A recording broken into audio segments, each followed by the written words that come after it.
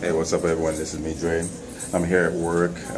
Welcome to Redskins Talk TV, by the way. I'm just making an impromptu video because I want to apologize for not making the video early, but I just wanted to give my pregame analysis. Now, tomorrow night, Thursday Night Football, we're going up. Our Washington Redskins are going up against the New York Giants. Now, it's going to be an interesting game, despite the record, because both teams are at 1-2. So with this divisional game, this just got to get some position on the competition so that we can at least make it to second place, especially if we beat one of our rivals.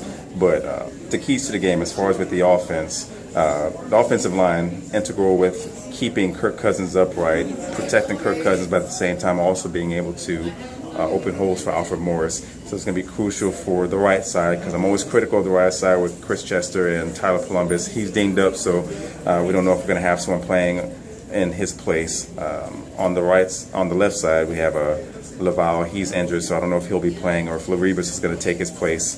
But all the same, we're going to need to open up some holes for Alfred Morris. This is going to be a game that we need to run the ball just to take some of the pressure off. Despite the Giants' record, they're still a decent team, still early in the season, so you can't make any prediction or write them off.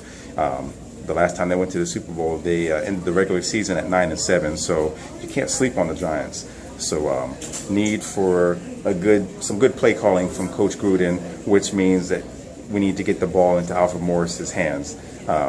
He was dinged up a little bit this past Sunday against the Eagles, and so that might mean that we might see a little bit more play time with Silas Red as well as Roy Helu.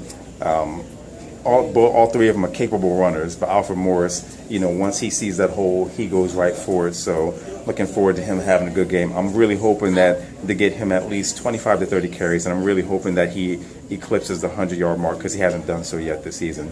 Now, as far as with our wide receivers, I know they're going to be covering tightly on Pierre Garçon. I think the sleeper on the wide receiver core is going to be Ryan Grant, number 14.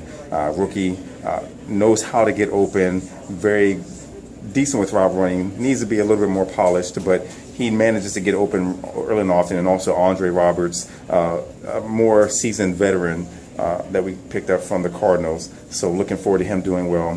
Deshaun Jackson, hopefully he'll be able to play. I know he's still hurt, got some problems with his shoulder, but I see him getting into the game. And of course, he's going to always draw double coverage with the corner as well as a safety over the top, just to make sure he doesn't go deep. But he can still make plays even when he's double covered. You saw that last week where he made that spectacular catch, broke the tackle for like 85-yard touchdown. Tight end, Jordan Reed will not be playing. I like Jordan Reed, but he seems to be an injury magnet. So we're going to be looking forward to Niles Paul and Logan Paulson to get open. Niles Paul, converted wide receiver. He manages to get open. It's just a matter of him staying focused and catching the ball. And then, of course, when he has it, not have that same mistake that he had against the Houston Texans. But that's just the keys for the offense. Kirk Cousins makes some really good decisions. As long as the offensive line can protect him, then I think that he'll do well. He does throw into some tight pockets sometimes, so hopefully him and the receivers will be on the same page. That way we don't have any interceptions. Now on defense, it's just a matter of getting pressure on Eli Manning. He's more of a gambler, so he will throw some picks, but we're going to need for that front three to really rush up the middle. So it's going to be crucial for Jason Hatcher to occupy blockers and bull rush the way he does. He does a really good job of that, and just keep Eli very uncomfortable. I'm not really too certain with the Giants offense, because they said that it's going to be more simplified. Kevin Gilbride may have tweaked some things here and there, but with the record, I think they might start to get some momentum, hopefully not against our team, but we're looking forward to getting some pressure on Eli Manning. I think they're going to do more passing than running the ball, but at the same time, we are doing very well with our run defense, especially what we did against LaShawn McCoy and Darren Sproles. At the same time, the Eagles really didn't rush too often. But as long as we can shut down the running game, it's just a matter of shutting down the wide receiver core, staying tight with Victor Cruz. He's getting a little bit older, but he's still got the speed. So we've lost D'Angelo Hall due to season-ending injury with the torn Achilles. So Breeland is going to have to be able to step in there and play tight. I say this every time I make a video, that we need our corners to be able to press up at the line of scrimmage to jam the receivers. Eli Manning, a lot of what he does is predicated on timing, just like his brother.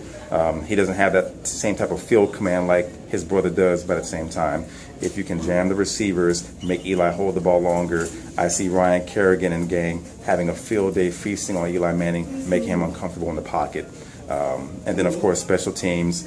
It seems like every week, one of the problems that we have is just with penalties on special teams. So we're really going to have to buckle down with that, play very disciplined on special teams, not allow another mistake like we did last week where we had a kick run back for a touchdown. Once again, the special teams coach really has to buckle down, make sure that the guys that are on special teams, whether we're returning kicks and punts or covering those with the opposition, but really need to stay home, not overcommit, and allow for the punter to be the last, or the punter or the kicker to be the last line of defense. Those are just the key things in order for us. It's going to be a close game. I'm not saying that we're going to blow it out. If it's going to be a high score, it's going to be possibly a high score on both ends. Keep in mind, against the Eagles, we were able to put up some points. I think what really hurt us is the fact that we did miss that field goal on Kai Forbath.